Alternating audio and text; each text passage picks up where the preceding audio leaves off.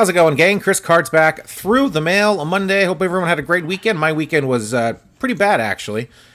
Thankfully, I wasn't in Atlanta Saturday to get to see the Mets lose and get swept eventually by the Braves, which cost them pretty much the division, which is typical Mets thing to do. So just got done watching that game. Not happy about it. Let's move on to our first return. Let's wait. Actually, that's a Yogi Berra stamp, which means I sent that off to a stadium. Let's see who we got from a current player, I guess. I don't remember who I sent to on the Nationals, but there we go. So we'll save that for last. We'll open up this one from New York, New York. It's Todd Zeal with a California address, but he's working for SNY right now. SNY, he fills in for Gary, Keith, and Ron when one of those guys is out. There he is as a Cardinal. Spent 7 of his 16 years with the Cardinals. 1986, a second-round draft pick out of UCLA from the Cards as a catcher, but he was a pretty good hitting catcher, so they stuck him at first base, and he got switched to third. He pretty much spent his whole career at third base until his final year. He was a catcher. Art Howe, another great TTMer. Art Howe said, "Hey, let's have you catch." This is the 94 Mets weren't going anywhere, and it didn't matter to have him catch. So he caught twice for the Mets that year. Caught both times for Tom Glavine. In fact, the first catcher since 1933 to go that long in between catching appearances. I think it was a 14-year gap, basically. And so in his final game, he caught Tom Glavine, and in his final at-bat, he hit a 3-run homer. Pretty sweet. In fact, Biggio also, I think, caught in his final season. So there's now 3 catchers with a huge gap between catching appearances, and that's it. Pretty cool. I remember very distinctly that 3-run homer in 2004. So he's the only player that has hit home runs for 10 different teams. And he hit home runs for 11 different teams. So there you guys go. Todd Zeal, awesome return from him. A bunch of fun facts about him. In fact, he was in the Mike Piazza deal that sent him to the Marlins from the Dodgers. So all sorts of interesting facts about Todd Zeal. Let's move on to return number 2. This one hails from Salt Lake City, Utah. Let's see who we have here. We've got a thanks, Chris, from Dale. Thanks, Chris Dale. We got Dale Murphy. Sent a sticker this time. He sent a sticker last time, too, of number 3, his number. This time he's got a cooler sticker of himself, not signed, with a lightsaber bat. 87 tops for the set. 84 tops all-star card for the set. Did say thanks. That was great. Thank you, Dale Murphy. Through past pros, $25 a card.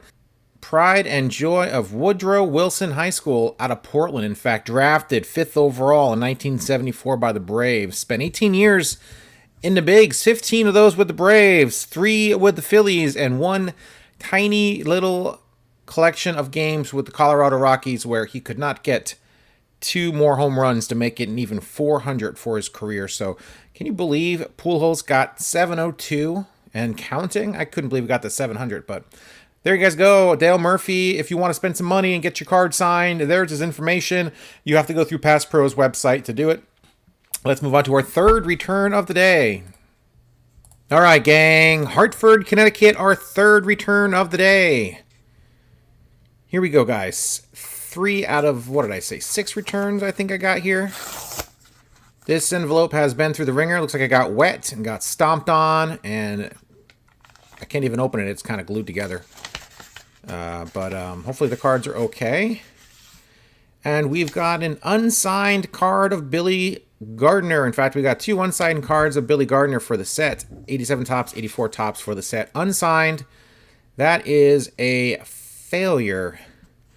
95 years young. He might be done signing. Let me see here. Looks like his last return was the end of July. I guess we're not doing 6 returns today, although technically I guess that was a return. It was not a success. So let's just move right on to Omaha, Nebraska. Omaha, Nebraska. This is from the vault. Received this back in 2020. We've got index card here. Unsigned. We've got a red note in here.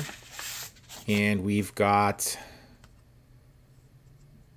another unsigned card. Back-to-back unsigned envelopes. That's never happened to me.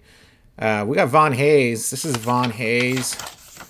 In an effort to control volume, there is a $5 per item charge for autographs. So there you guys go. Von Hayes, try to get that card signed by him and Chris Bando and Tom Brennan, but that's going to have to wait. I'm going to send $5. There's his information. It is still valid. I did double check to make sure it was valid. And yeah, $5 will get you Von Hayes autograph. So that's 2 failures. So what, 4 returns for the day? That's pretty low. That's a low number, but let's roll with it, guys. Phoenix, Arizona, return number... All right, definitely return number 3.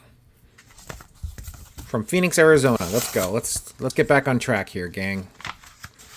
Pink, bright fluorescent pink index card unsigned. We got Willie Wilson in an A's uniform, which is crazy because as a 19-year pro, he spent 15 of those years right there with the Royals.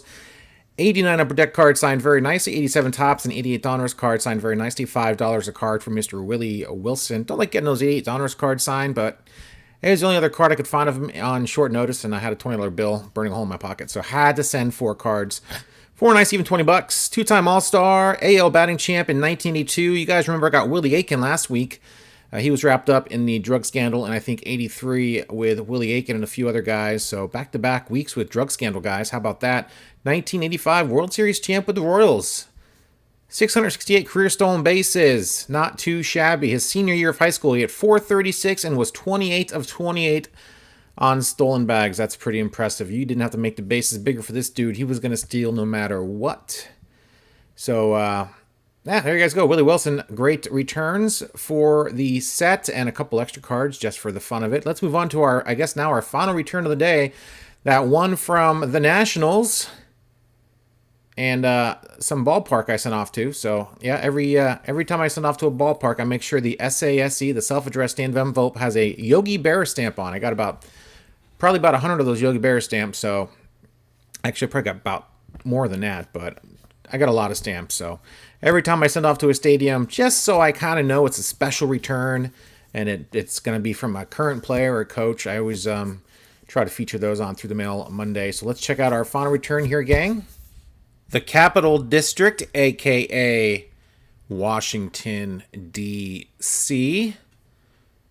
September 15th, 2022. Let's get into this, guys, and see who our final return is. Our 4th and final return of the day.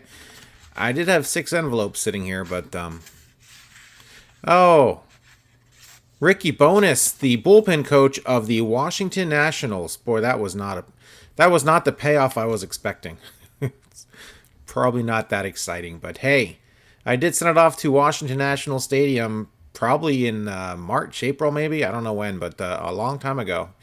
And he did get it back signed. Both cards beautifully there. I thought I sent him more cards than 2. Maybe he kept a couple. I didn't think he was a keeper, but maybe he is. Ricky Bones, an 11-year pitcher, 5 with the Brewers, couple years with the Royals. Another Royal for this week's returns. 1994 All-Star, Ricky Bones, a.k.a., as I used to call him when I was a kid, Ricky Bones. Ricky Bones. That is it, my friends. Another Through the Mail Monday. Put it in the books. Thanks, guys, for watching. If you haven't subscribed already, please do so. I do this every single Monday. I have done it for the last 194 weeks in a row without fail. Love doing it. Hope you guys can hang out and come along for the ride. And, hit that like button as well. Comment down below if you like. And that's it, guys.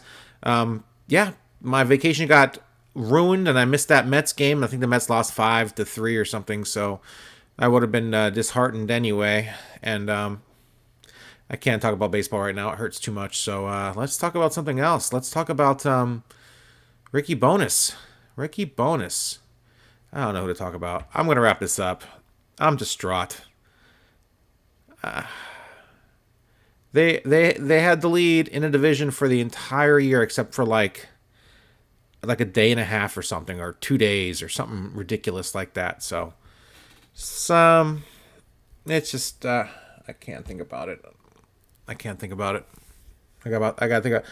this is my opinion now. I mean, part of the problem is you don't get that sweet buy, you don't get to set your rotation. But as far as I'm concerned, we set our rotation for the Braves and they swept us. So I guess that doesn't really matter, does it? Because Jacob deGrom's looking pretty human considering he's going into a year where he's probably going to opt out of his contract and want a bunch of money. Well, you better start earning it, bro. And Mad Max is Mad Max. He has his little stretches where he's not that great, and he's good. He's like a number 3 or number 4, but he ain't a number 2 or number 1. So I don't know what to say. We got 3 games up against the Nationals. Well, not me personally. I don't play for the team, but the Mets have 3 games coming up against the Nationals. They'll probably win 2 or 3. Maybe they'll sweep them. Hopefully they'll sweep them, but 2 or 3 seems likely for sure. It doesn't really matter as far as I'm concerned. To hell with the rotation for the next few days. Start David Peterson, whatever. Just set your rotation up for the start of the wild card games. That's all I can think of right now. Just get those. It doesn't really matter if we lose to the Nationals or not. So you might as well just spend this week trying to set up your rotation and give those guys extra days for the wild card games. Couldn't hurt. I don't think we need our aces to start those games against the Nationals. So we'll see how that goes, guys. Hope all your teams made it in the playoffs, and if they didn't, sorry. Better luck next year. Work on that team during the off season, and that's usually the spiel I go through every week or every year. So it's nice that the Mets are in the playoffs this year. Hope they do well. And what else? What else, guys? And the big Hurricane Ian down there in Florida. Hope all of you guys that were affected, probably a couple of you that watched were affected. I hope you guys get back up on your feet as quickly as possible. That was pretty devastating. I don't normally watch news or TV or Weather Channel stuff, but I did watch quite a bit of that the other day. So that was a bummer. Did visit my parents. Had a great visit with my parents, and loaded my truck up with a bunch of stuff. I had moved over there from New Jersey when I was a kid, and I got a shed full of stuff out there, and they want it gone now that I have my own house. It's like, hey, quit storing your crap here, and they're looking at moving. So I brought home some boxes and stuff, and went through them. A lot of old PC games, man. Those old big box PC games, man, they're worth a lot of money now. It's crazy some of the stuff I found that's actually worth a lot of money. So people collect everything, don't they? So I got some of that. What else did I bring home? I pretty much already brought all my old baseball cards home, so I didn't grab those boxes. Ton of VHS tapes I left behind because I didn't have room in a truck for them, and it was raining, so I couldn't throw them in the back. So a lot of VHS tapes. I'm not sure what to do with them. A lot of movies. I would dub a lot of movies at 2 VCRs. I would always rent the movies like at our local video store, not a big time video store, but like a local one. And I think they did like 5 for $5 videos for $5, and I would just watch them and record them and take them back and do that repeatedly. And I got a bunch of VHS tapes. And you know what? When I was in college and stuff, I dubbed a lot of like movies and DVDs. I would do Netflix, and I would turn that thing around so quick. I'd burn the DVDs and make labels, and I don't know. I just liked bootlegging stuff, as if I didn't think technology was going to advance and it would be obsolete in a few years. But lo and behold, I got all this crap now that's useless. So now there's streaming. You don't need physical anything, so everything's streaming. It's kind of an odd collection of stuff that is obsolete. So some of that stuff makes a comeback, like records and stuff, but VHS tapes, I don't think so. DVDs, I don't think so. Maybe not the burned ones, but maybe some of the boxed ones from back in the day, but not the ones I made myself. I don't think they're worth a whole lot. So that's what I was doing this last week. That was fun, seeing my parents, and wish they didn't live so far away. They live like 4 hours away, so it sucks. So it's a long drive. It's a long drive, and I got to block off like 3 or 4 days to make it worth it. Otherwise, it's not worth going over there and coming right back, spending 7 hours on the road, 8 hours on the road. So that's it, guys. That's my life. Hope everyone out there's having a great one. And October's here. Weather's getting a little cooler. Thank goodness. It's getting tired of this heat. And that's all I got for you. Damn Mets. What are you gonna do, man? Baseball will break your heart more times than not. All right, gang. Adios.